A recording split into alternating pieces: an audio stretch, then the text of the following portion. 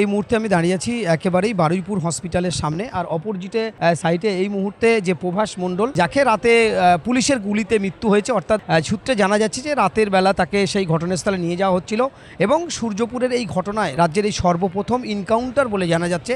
এর আগে কিন্তু একাধিক আসামিকে ফাঁসির দড়িতে ঝোলানো হয়েছিল, কিন্তু এই সর্বপ্রথম ইনকাউন্টার পশ্চিমবঙ্গের মাটিতে সর্বপ্রথম ইনকাউন্টার প্রভাস মণ্ডলের মা প্রথমেই বলেছিলেন যে আমি এই সন্তানকে আর দেখতে চাই না, তার দেখতে যাব না। সকালে যখন পুলিশ গেছিল, কিন্তু পরে দেখা যাচ্ছে যে বারুইপুরে যখন ম্যাজিস্ট্রেট এসছে তার দেহ দেখার জন্য, এবং সেই সঙ্গে তার যে দেহ দেখার পরেই এখান থেকে তাকে নিয়ে যাওয়া হবে, অর্থাৎ ময়না তদন্তের জন্য এবং তার পোস্টমর্টম এর জন্য নিয়ে যাওয়া হবে সেই মর্গে। কিন্তু তার আগেই এখানে এসছে এবং তার মা এখানে উপস্থিত হয়েছে এবং তার স্ত্রী কি বলছে তারা অবশ্যই আমরা জানবো যে তার মা এবং তার স্ত্রী কি বলছে। তারা কি তাদের দেহ পুনরায় আবার কি বাড়িতে নিয়ে যাবে, না সেই প্রভাস মণ্ডল এই রাজ্যের মধ্যে সর্বপ্রথম ইনকাউন্টার বলা যেতে পারে। এবং প্রভাস মণ্ডল শুধু সর্বপ্রথম ইনকাউন্টার নয়, রাত 1টার সময় যেভাবে একজনকে পুলিশের গুলিতে নিহত হতে হলো, তার কি প্রমাণ এখনও পর্যন্ত কারোর কাছে নেই যে কিভাবে তার মৃত্যু হয়েছে। তবে পুলিশ সূত্রে যেটা জানা যাচ্ছে, সে এক পুলিশ অফিসারের থেকে রিভলভার ছিনিয়ে নিয়ে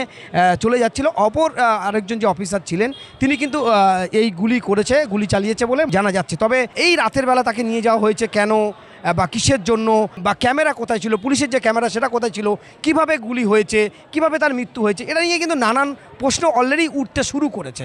তো ঠিক সেই জায়গায় দাঁড়িয়ে তার মা এসছে, তার স্ত্রী এসছে, এবং এই প্রভাস মণ্ডলের একটি 16 বছরের সন্তান আছে। প্রভাসের দেহ অর্থাৎ এই ময়নাতদন্তের রিপোর্টের পরে তার মা এবং তার স্ত্রী তারা কি বাড়িতে নিয়ে যাবেন না আমরা সেটা জানবো। আর কিছুক্ষণের মধ্যে তার এখান থেকে নিয়ে যাওয়া হবে মমিনপুর, অর্থাৎ তার ময়নাতদন্তের জন্য এবং পোস্টমর্টম রিপোর্টের জন্য মর্গে নিয়ে যাবে। তবে অপরদিকে যেটা জানা যাচ্ছে, নাবালিকা ধর্ষণের জন্য যারা প্রতিবাদ আন্দোলন করেছিলেন দেহ পাওয়ার পরে, সেখানে কিন্তু পুলিশ না থাকায় দেহ তুলেছিল সাধারণ মানুষ। তারপরে কিন্তু জনতা বিক্ষিপ্ত হয়ে একেবারেই বলা যেতে পারে যে তারা রাস্তা অবরোধ, বিভিন্নভাবে যে সরকারি সম্পত্তি নষ্ট হয়েছে যেটা দাবি করেছে মুখ্যমন্ত্রী গতকাল আসার পরে, তার মধ্যে কিন্তু 20 জনকে এ পর্যন্ত গ্রেপ্তার করা হয়েছে বলে জানা যাচ্ছে।